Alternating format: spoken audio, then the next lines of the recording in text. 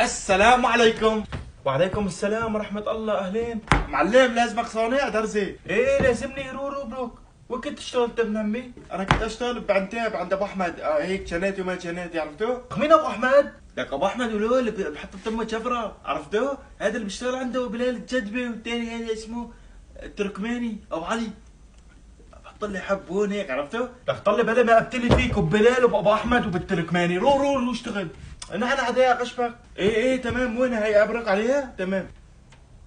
والله ماكينتك حديثة، اول مرة ببرك عليها. اخوي انت شربان حبة بالعكس يعني؟ لا اخوي ليش؟ ايش في؟ اخوي ايش وين بينك هون؟ الطرف الثاني من عمي. ايه لك ايه صح.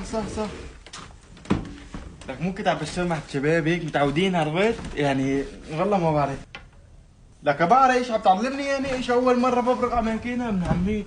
توكل على الله. ايه بعرف انا بعرف. انت بعرف. اخوي هي ما عم تشتغل ماكينه ليه؟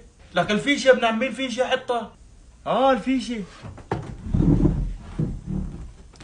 لك والله بعرف. لك هي خلص توكل على الله. طلب تروح من هون ولا ببتلي فيك هون؟ تعال هون.